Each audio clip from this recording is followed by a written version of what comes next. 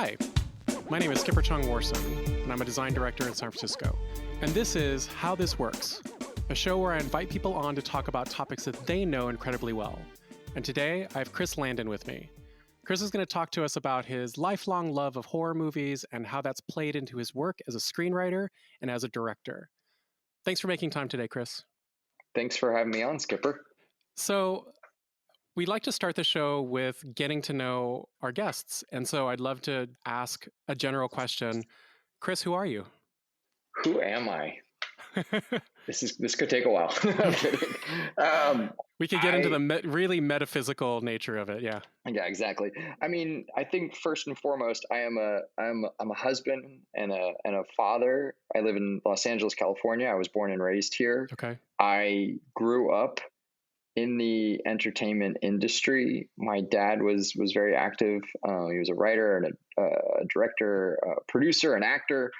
And so I was kind of like one of those Hollywood kids, so to speak, and grew up on TV sets. And so I think it was always around me. And so I've always had a love for entertainment, but more specific, a love for films, and even more specific for genre films.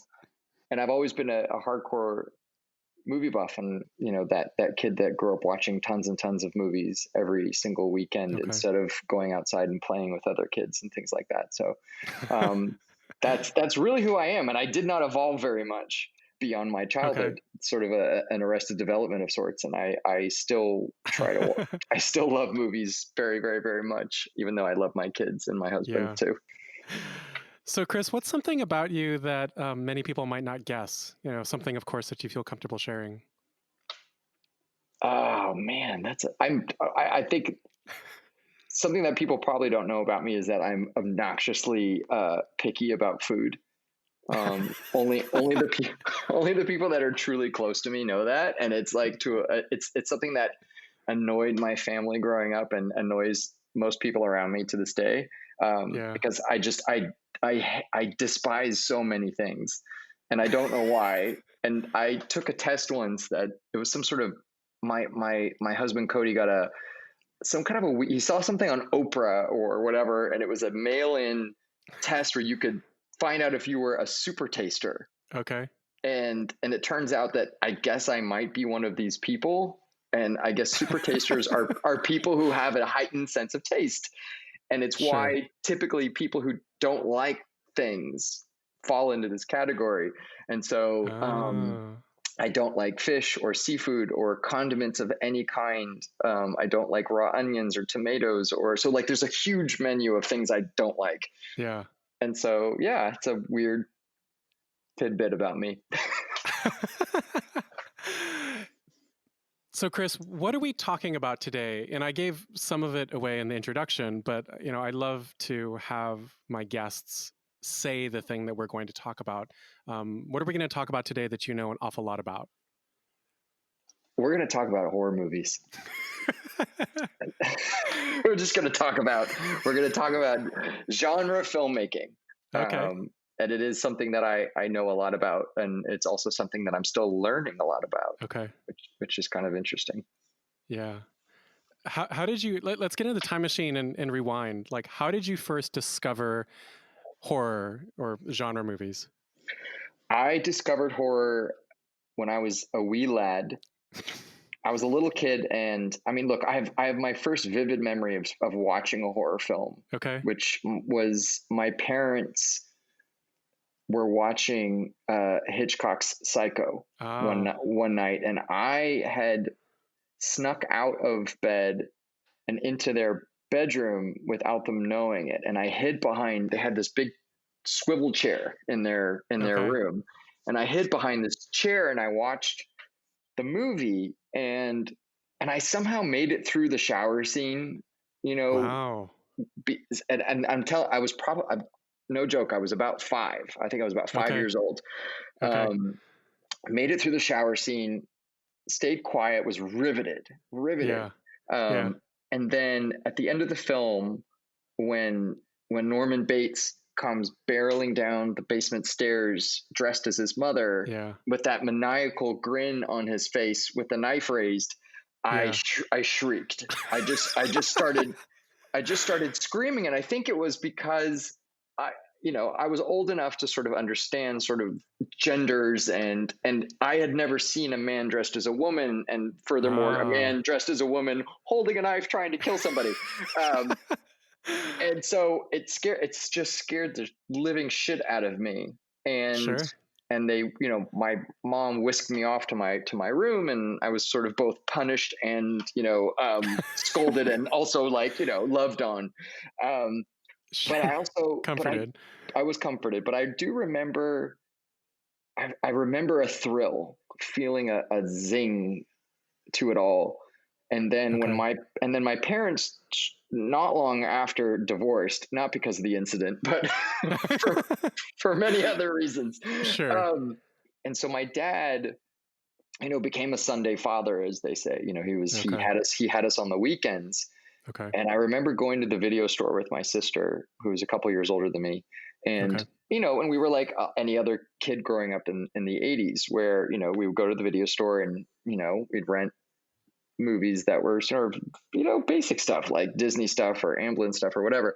Yeah. But there was the horror section, which was Mm. always the forbidden zone. And it's like, in old school video stores, as you recall, like especially the mom and pop ones, like the horror section was always like adjacent to the hidden porn section. So it's almost like it all felt like, oh my God, what is that It's all area? taboo. It Yeah. was so taboo. Yeah. And I just remember one day I kind of wandered over to that section and started looking at the video cassette covers, and Yeah. I didn't get in trouble. And I think Oh. my sister and I picked a movie, and I honestly wish I could remember which one it was, Okay. but he just was like, he kind of shrugged and was like, fine. And so we rented a horror movie, and Okay. by the way, can I swear? Am I swearing allowed here? Yeah. I don't Yeah. know. Yeah. Yeah. I fucking loved it. And I think it made my dad, my dad was trying to be the good guy. Like he wanted to win this contest that he was in with my mother, which was like, who's the coolest parent? So he was going to be cool dad. Sure. And part of that was like, I'm going to let my kids watch horror movies at a wildly inappropriate age. Sure. And I also think it was a fuck you to my mom, because like my mom Mm. was trying to sort of manage our childhoods and be the custodian of sort of, good parenting. And my dad was over here Yeah. throwing like Molotov cocktails at her. So, and so we just started watching horror movies every weekend. And this was around when I was about 7 years old. Okay. And he did manage it to some degree. Okay. Like there were certain films we were not allowed to watch. There was one movie in particular that was called I Spit on Your Grave, which was like a rape revenge movie. And so he at least drew the line somewhere. Sure. But from 7 on, we were watching the classics like Halloween and The Okay. Exorcist and The Shining and all of these Okay. films. And then also some pretty weird, fringy, trashy stuff. Because the 80s was also the heyday of direct to video horror. It was a newer thing. Yeah. So you got a lot of kind of crazy stuff, but yeah, I was just growing up on a steady diet of horror films. So how did you know that that's something that you wanted to make, that's a genre in which you wanted to work? I don't think I really was able to wrap my brain around the idea of actually making these films until I was in high school. And really, when I was a junior in high school, I started to pick up a camera and make short films. And they were weird, ridiculous short films. I usually wrote them or shot them when I was baked. So my friends and I, we would just get stoned and make really weird, stupid horror films. I remember one of them. Do you still have anything? Do you still have any of them? One of them somewhere tucked away in our attic. Okay. And I believe it was funny. I had a friend. One time I made one of the films that we made was a sequel to Xanadu, but reimagined as a zombie apocalypse film. That's awesome. So it was people on roller skates eating each other, which was kind Yeah. of really the idea of it. And what's funny is that I remember I was in my late 20s and I was Okay. stopped on the street here in LA by a total stranger who was like, "Oh my God, Xanadu too." And I I found out from this person that this short film I made with my friends in high school became like a bootleg thing that got passed around at colleges, Huh. and people like watched it at like when they were shit faced at like college parties and were laughing their asses off. And so like I had a little taste of celebrity um, because we were all in the movies. But Sure. but yeah, Sure. it was started in high school. But even then, it wasn't like oh I have this career path, I'm going to go pursue this. Yeah. But I did want it somehow. So like, you know, I went to college, I, you know, majored in film production, Mm-hmm. and then what really opened, I think, the world up for me was I ended up in an internship program at a production Okay. company that was on the Disney lot, and it was called Woods Okay. Entertainment. And I it was a program I wasn't supposed to get into. It was like this very elite, fancy, it was a very elite, fancy program that was supposed to be Okay. all Ivy League. And my application Wow. got mixed up. And the head of the company, or the guy who owned the company, Kerry Woods, thought that I was his therapist's son. And so he told the person who ran the program, like, "Oh, you have to accept this guy because it's my therapist's son." Got it. And so I got into this program, and then they realized after the fact that I wasn't that person, but I was there, so they better keep me. um, Sure. because it was really funny, because all the kids in the program, they literally all went to Harvard and Yale and Brown and Princeton, and I was the Ah. only person who went to Loyola Marymount. And they were like, "Who's this idiot in our group?" um, but it was in that program that I was exposed to how movies are made from the ground up. And I Okay. read constantly. I was always reading screenplays, and that's where I was like, "Oh, I could do this." Mm. Did you ever meet the therapist's son? No. Like, did he ever show up at the program? No. He got obviously he didn't get his shot because I took it. Right. Um, Yeah. so thank you, whoever you are. I don't know who you are, Yeah. but you kickstarted my whole career path, and partly responsible for my joy. So I'm very happy. Yeah. That's quite a happy accident for you, anyway. Like you said. Yep. Yeah. So you started along this path. You got this opportunity with the production company. What happens next? Like, when did you start making something? Like, understanding that you made some stuff in high school and there were things that you made in college as well. But when did you make something that you felt like was a success? Well, first of all, I guess you have to define what success is, but That's a I good point. what started like my career in earnest was I made a short film Okay. with a friend of mine, and it was a film school buddy of mine, and it wasn't part of a class or part of any program. It was like we had a summer, and we both agreed that we didn't want to spend it sort of dicking around and doing nothing. And so Okay. I had written something that I thought really worked as a short film, Mm, because it was one of those, like, it was dramatic, and then it had a big twist, like Shyamalan ending, you know, that made everybody gasp. mm, And we begged for money, we begged for everything, and got it. mm-hmm. Made this little short film, and then we did something really unusual. Back in the day, there was this book called LA 411, and it was like a Hollywood production company book or something, but it was a directory. Okay. It had every address of every production company in Hollywood. And so we went to an indie theater, and Sure. we begged for a half hour of free time on a Tuesday afternoon, and asked if we could screen our short film at this theater that we were very proud of. Okay. We made postcards that were invites to the screening, Yeah. and then I cold mailed these, because this was really pre email, and blasted the town. And Yeah. lo and behold, like, out of the 400 cards I sent out, like 3 people showed. Yeah. um, but one of them was a producer, Okay. and they said, I like this, and do you have a writing sample? Okay. I had written a horror screenplay that I had just finished it. It was the only sample I had, Yeah. and I gave it to them, Okay. and they ended up giving this writing sample to Larry Clark. And Larry Clark was Okay. a film director. He made a very, very wildly popular film called Kids, but Larry was also he's a very well known and very accomplished photographer. And Larry read my script and really liked it. And so this was the kind of unique situation that I ended up in, which was they were looking to adapt a book Okay.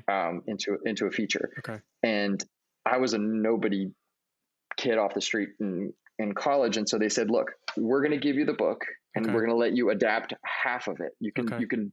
you can write half the screenplay. And if we like what you write, then we'll make a contract with you and we'll hire you officially. Okay. And if we don't like it, you just go on your way. Sure. And so I stuck the landing, thank God. Nice. They liked what I wrote, and then I finished the script, and then the movie got made, which was an even bigger shock. So I'm 20 years old, and I'm in college still, and my first feature gets made, and it was at the time it was James Woods and Melanie Griffith and Vincent Kartheiser, and like had a really good cast. Wow. And had a big giant premiere at the Toronto International Film Festival and the whole bit. So I went from total unknown obscurity to this sort of like overnight success at a very, very, very young age. Yeah. And it was very jarring for me because I was so young, and because I was still in college, I became very quickly this sort of thing that like people in Hollywood wanted, because they were like, oh, this guy's this is a kid, and he did this thing, and it's impressive, and then I just ended up underwater, just no idea what I was doing. Yeah. But that was my big break, you know. And what movie was that? It was called Another Day in Paradise. Okay. It was a crazy experience for sure. So how do I phrase this question? So from that movie, what happened? Like, what was your next step in realizing your dream of writing and directing horror movies? Well, I'll start with this, which was I quickly decided after making my first short film that I was not ready for directing. Like I did not want to move into that space anymore, because I felt like I just wasn't ready, and I wanted to kind of work under other people and learn more about it. So I focused on the writing. Okay. And after Another Day in Paradise came out, I got assignment work quickly. So there was another photographer who had a book, Lauren Greenfield, who's another very well-known established photographer who would canvas like different parts of Los Angeles and whatnot. Anyways, they wanted to turn one of her photography books into a movie. And so I got that job. Okay. And I botched that job pretty big time. I see. And I also was hired to adapt and at this point, is the writing work that you're doing, is it specific to horror, or is it more agnostic? It's more agnostic. I mean, one project was a drama, and one project was a tongue-in-cheek kind of werewolf movie. And just kind of like sort of set the scene again. I'm 21 now, and I'm getting sort of big studio gigs. Yeah. But I'm also concurrently, I am coming to terms with my sexuality. I'm coming out to my family. Okay. And so there was so much happening to me all at once, and I just did not have the tools or the bandwidth or whatever to sort of manage it all and deal with it. And so I see. Long story long, these writing jobs did not go well. I continued to pursue a writing career for a few more years, and then, I lost my agent. I kind of got basically fired by everybody. I see. And so I stopped writing, I see. and had to go and get a job, like grow up and get a fucking job. A friend of mine worked at MTV, and he helped get me a job, and I Okay. was working on a show called Making the Video for Okay. MTV, and that was my paying gig. Okay. And I still continued to write a little bit on the side. And yeah, I was stuck, and I kind of had given up on the whole career thing. And then it got worse. Oh no. Oh no. No, it's good. This is good stuff. Like, this is like life. Like, I mean, good in the sense of, like, you go back and you see how all these sort of things that were so painful, Yeah. and felt insurmountable, ended up becoming the bridges to your future. And I so my career's in the shitter, and I'm not terribly happy, and I've given up on filmmaking altogether. Yeah. And then one of my best friends died. Oh, And then I'm the sorry. next day, yeah, it was hard. It was super hard. And then the next day, my sort of air quotes brother-in-law died. So it was like Oh these no. two deaths that happened back to back. They literally were Yeah. a day apart. And I was just like, fuck, I gotta get out of here. And so I left Yeah. Los Angeles for the first time in my life, Okay. and moved to Austin, Texas. And that's where I think my new life began, really, because I, at that point, was like, okay, now I'm going to get my real estate license, Okay. and I'm going to sell houses in Texas. And so I was alone there. I didn't really know I see. anyone. I had a couple people around, but not for long. Yeah. But yeah, I just was by myself, and I spent months and months on end not even speaking to other human beings, because I didn't know Yeah. anyone. And I'm an introvert, so it's not like I'm going to go out and like meet people and make friends and shit. So Sure. so so I write something for the first time there Okay. in a long, long, long time. And I wrote a Okay. pilot, which I had never done before, a TV pilot. Oh, okay. And I did it as an exercise, and I did it because I had something that I wanted to work out Okay. in my brain and in my art. And then I ended up sending that script to a friend of mine Okay. who worked in Hollywood. And I said, will you read this and just tell me if it's terrible? Okay. Because I honestly didn't know anymore if I was a decent writer, or if I was ever a decent writer. Yeah. And I sent it to her, and then I didn't hear back from her Oh for a no. while. And so then I was like, oh my God, I'm so embarrassed. Like, why did I do this? And My then she friend doesn't even called. want to tell me. Yeah. No. And that's the worst feeling, because you're like, oh, when your friend won't call you back, you're in trouble. That's right. Yeah. But my friend calls me back, Okay. and she says, hey, I'm sorry it took me so long, but like, and I hope you don't mind, but I sold your pilot. Oh. Oh. Yeah. So that was the big moment for me. That was Okay. it was like a calling, and a sort of, it was this redeeming sort of like a moment. And so I moved back to LA, Okay. and I started to actually sort of try this again Yeah. and care about this again. And that was I was 29 years old, I think, at that point. Okay. And that pilot never got made. Okay. It didn't happen. But while I was waiting to find out what was going to happen to that pilot, I wrote a script called Disturbia, which then got made. And that was my next big break. Okay.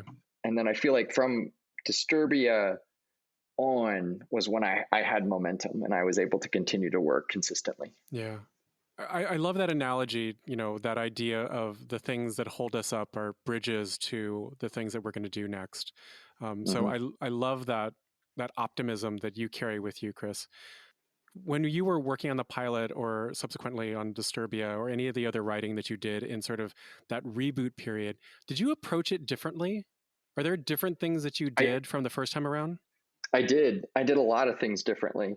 I think the first thing that I did was I stopped trying to cater to what I thought other people's wants and sort of needs and desires were. Like, I was always trying to sort of write stuff that I thought somebody would want to see. I see. And then I actually started to discover that I wanted to write things that I wanted to see. And so I think Disturbia is a good example of that, because, I grew up on Hitchcock, funny enough, which is sort of where this conversation began. Yeah. But I also grew up on John Hughes. And so my whole approach to Disturbia was, could I make Rear Window by way of John Hughes? And that really has become, I would say, if there is a certain kind of a plan or a brand or whatever you want to call it in my career, it has been the kind of I like to take ideas or concepts and I like to sort of reinvent them or turn them inside out. You know what I mean? And so it's become a thing that I've done quite frequently in my career. Yeah. And that was just because I felt like we were missing. There was a gap. There was a niche that I wasn't seeing in Hollywood. And it was sort of like, where did these films go? Like, where did this sort of like John Hughes or Amblin-y kind of vibe go? Yeah. And it seemed lacking and missing. And so that was something that I started to pursue. So that was one kind of thing that I did differently. I started writing movies that I wanted to see instead of worrying about what other people thought. And then the other big thing was I treated it more like a job in many ways. Like I structured my day. I really sort of set goals and boundaries and sort of all of these different rules that I had for myself. But then moreover, I became a good listener and I stopped feeling challenged or threatened by other people's opinions. That was the thing that I struggled with a lot earlier in my career, was that like when I got notes from people or, I didn't take it as feedback. I took it as criticism. I see. And I didn't know the difference. And I finally learned that we are all in this together. Not always, but most of the time, everyone really is trying to make a good film. Sure.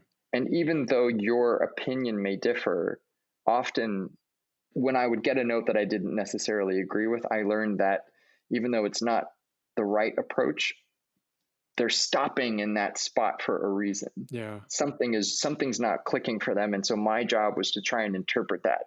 I see. And at least do it in a way that made it work for me. Yeah. So it really just became sort of a growing up process and embracing the process and embracing the collaborative nature of it too. Yeah. It sounds like a couple things were happening for you. Number one, discovering this level of authenticity in the way in which you told stories, like going back and telling the kind of stories that were interesting to you, but then also simultaneously not taking it personal, right? It was business. Yeah.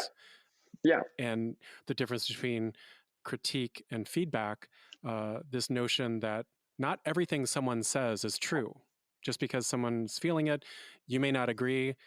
You can look at it and entertain that notion, but in the end, this is your work. Yeah. I mean, it's such a funny job, writing and directing and just filmmaking in general, because you are working within a very subjective medium. Yeah.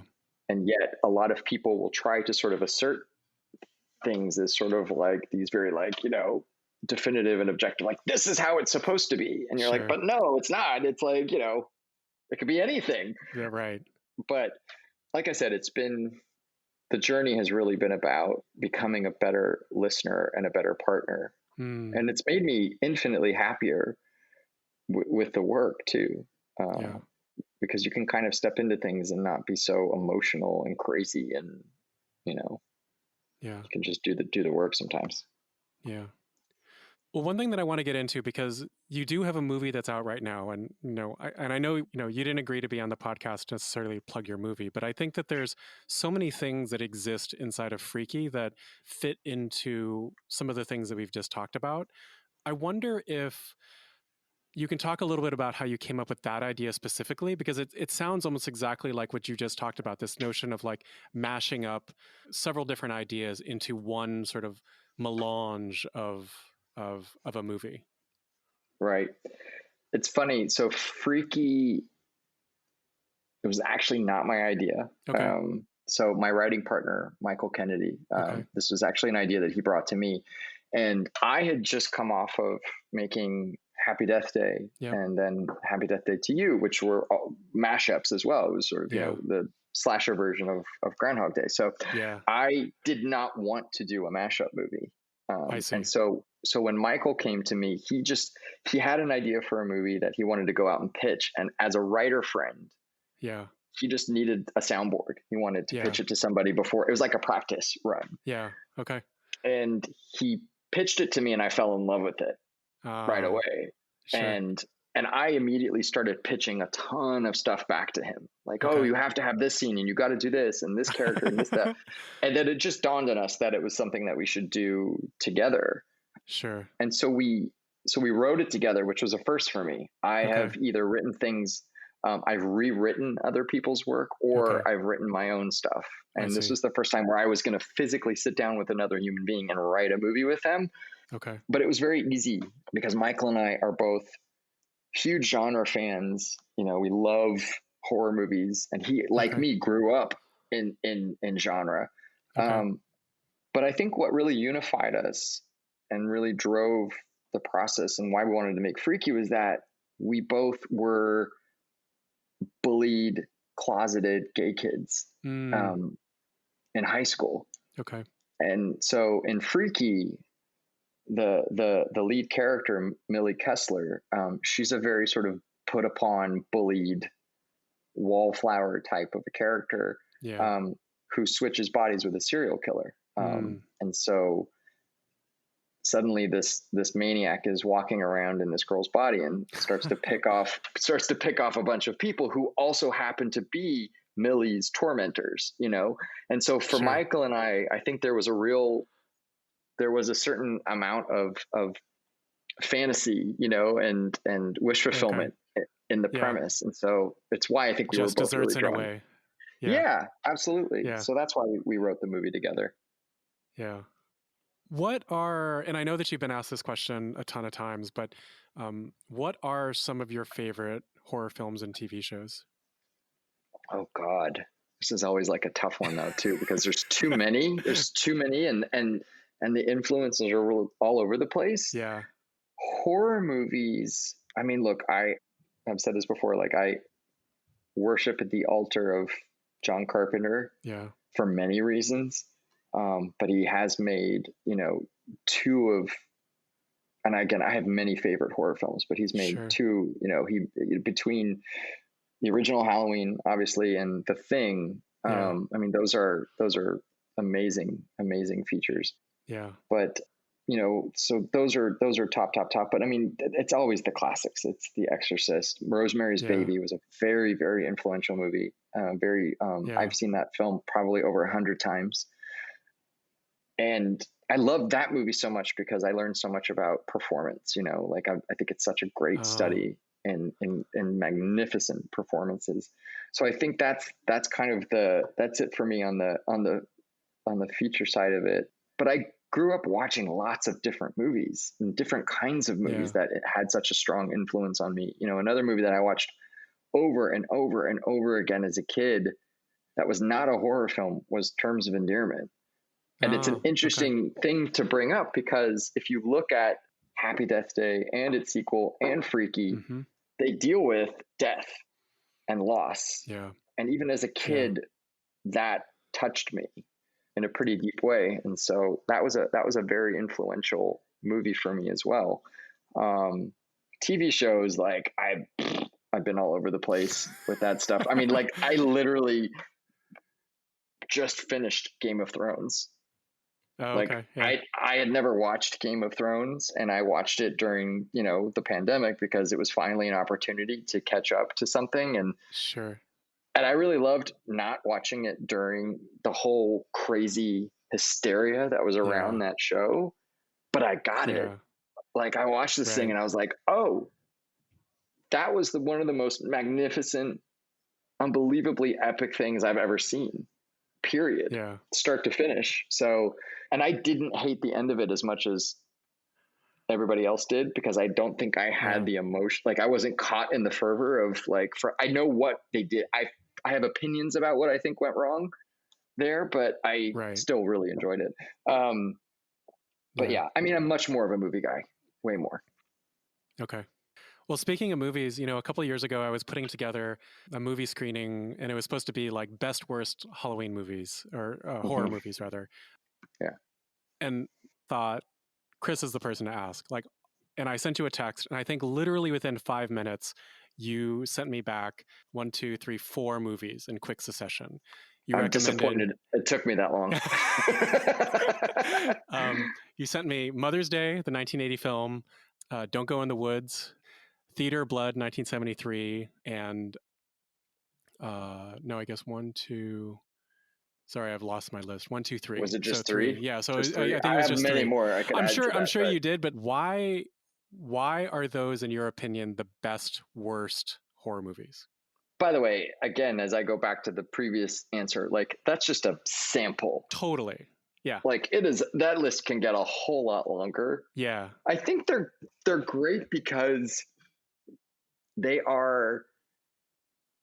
I mean, look, there's a couple of those are just like super camp, Yeah. Yeah. they're really over the top. The acting is over the top. They're, Sure. in some cases, like the filmmaking is quality of the filmmaking is somewhat poor, Yeah. but there's also still something so watchable about Yeah. them, and they're fun. And that's my whole thing. It's sort of like, for me, the ultimate sin is to be boring. And Mm, so they're never that, and they're just like, and you can still make odd discoveries with yeah. multiple viewings. And that's another thing that I really appreciate Okay. in movies. It's like you don't notice something that you catch another time, and it's not necessarily a good thing. You could be like, oh Yeah. my God, I didn't notice the boom pop into frame there, or Yeah. they're wearing two different shoes or whatever. But like The um goofs. Yeah.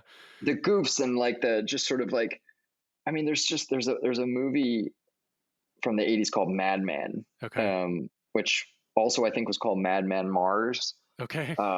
And it was another slasher, whatever. But there's like a scene in the movie. There's like a hot tub scene with this couple, and they're like are swirling around each other, and it goes on for like 10 fucking minutes, and the music is terrible. And you just, if you watch this and you watch this with other people, you die, Right. you howl. And I think that's the other thing too, that it is the communal aspect of it too. Like Yeah. there is nothing better than getting a bunch of people together and watching a bad horror movie. Like Yeah. it's better than any comedy, Yeah. So I think that's where my love for things that are cheesy and campy, and it's such an awesome experience to have with other people. Yeah. I love that you just talked about one of the scenes from Happy Death Day to You around being not just dealing with horror, but also dealing with death. Without giving too much away, one of the main characters faces the decision to have her mother re-die. Um, it's funny. I'm not a. I don't usually get emotional about things, but like even just thinking about that scene makes me really emotional because I think that you hit such a note of poignancy that I just didn't expect to in initially watching this movie. And so the question that I was going to ask you, like, I'm not a horror movie person. I'm not. Like, Hmm. I generally don't like watching horror movies. I have a hard line on not watching zombie movies. What do you say to people who don't like, who say, I'm not a horror person. I don't like those films. Well, if I didn't like you already, Skipper, I would tell you to fuck off and die. But um, that's what I usually say to people that don't like horror films. No, I'm kidding. Fair. I think that a lot of people have a fear of death, Yeah. or a fear of, or they don't like things that are gruesome or Yeah. gory or whatever the case may be. Yeah. And I and I think sometimes what happens a lot too is that people dismiss horror films, sort of Mm, like cruel, or kind of like warped or twisted or sick or whatever the case may be. yeah. I and a lot of horror films do not give their characters the sort of proper attention, sort of like they don't spend the time to develop the characters or give them arcs or give them agency. And so part of my approach to stuff, especially over the past few years has been very focused on just that, which is I'm going to use this genre as like a Trojan horse, and I'm going to smuggle much more kind of weightier themes inside of a movie that just looks cute and fun and scary. Yeah. And I did that with Happy Death Day, and I really did that with Happy Death Day to You, because I was still wrestling, and I continue to wrestle with my grief and my loss. And we touched on it earlier when one of my close friends passed away, but you know, my father passed away when I was 16, and my mother passed away 2 years before I made Happy Death Day. And so there's been a lot of grief that has informed my work. Yeah. And so for me, it's sort of, I think that non-horror fans out there should know that there's still a lot to gain from the genre. If you have a good guidebook, you know, I think that as people realize too, that like it can be an incredibly powerful genre. You know, you look at a movie like Get Out, which everybody references, but like, that is a classic example of how the genre can be used to incredible, powerful social effect, you know? And we all wrestle with everyday horrors, you know? That's, I think, why many horror fans like me become horror fans, because we're looking for a place to put our fear, you know, because life is horrific. And so it was no accident that I fell in love with horror when my life as a child was in total chaos and flux. You know, I was going through a divorce with my parents, and there was so much uncertainty and terror in my life in that sense, you know, that like I had this thing that I could go and watch and I could be afraid. And it was very cathartic. So to non-horror fans, you're missing out. You'll save some fucking money on therapy. Because by the way, true like horror fans, I find in my experience of sort of going out into the world and meeting so many of them, they're very happy, well-adjusted people. I'm more worried about the motherfucker who watches Hallmark all day. That person is going to kill you in real life. Okay? Yeah. Not the horror fan, you know? So yeah, it's very cathartic. Yeah. Well, Chris, is there anything that we haven't talked about, but that you want to get into? No, okay. I think we covered it. Yeah, this has been a great conversation so far. So I'd love to turn to just a couple of the closing questions that we close out every show with. What's something in your life or in your work, a lesson that you've learned that you wish you would have learned earlier? Oh God, how do I answer this without it sounding trite? I would probably try and teach myself or tell myself that I don't have to be so hard on myself. You know, that like that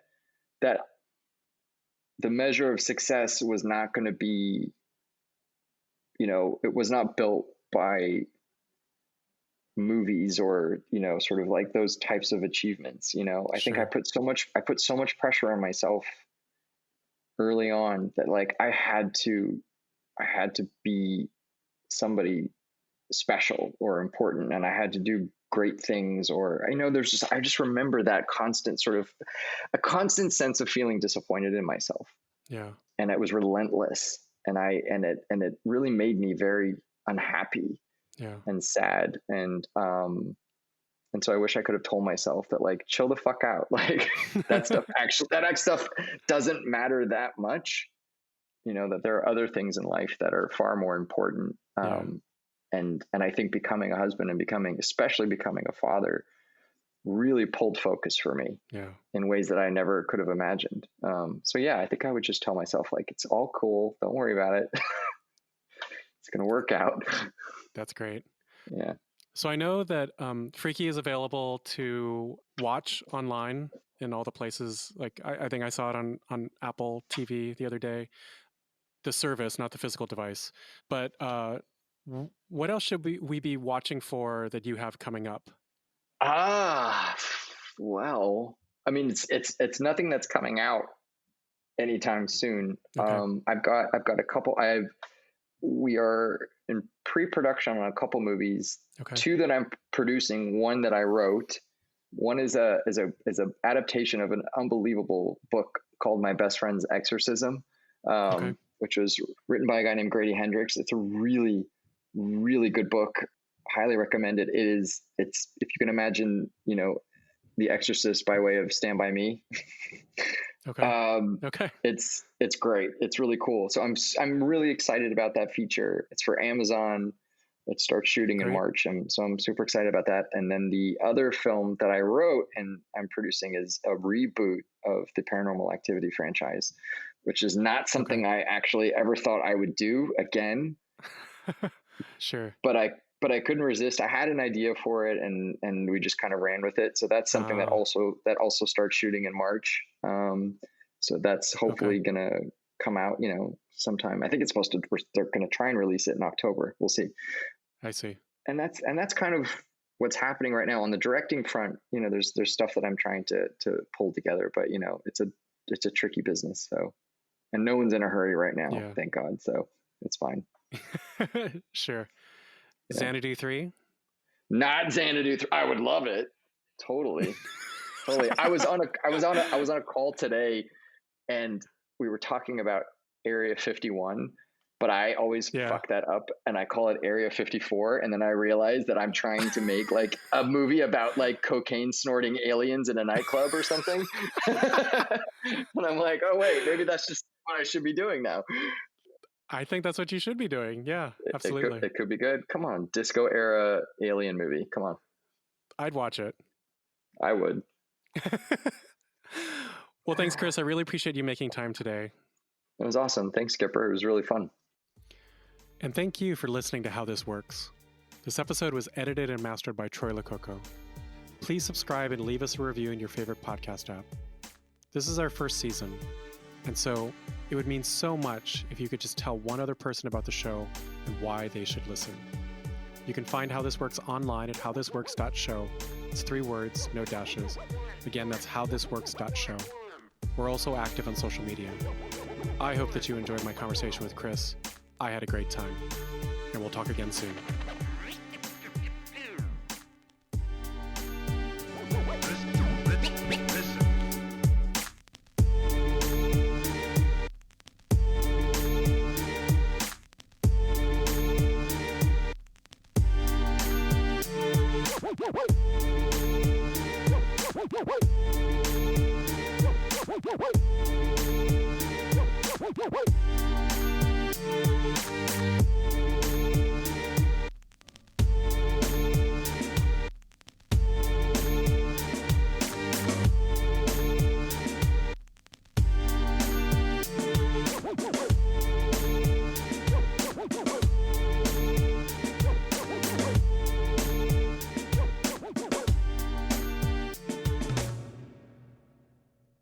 I see.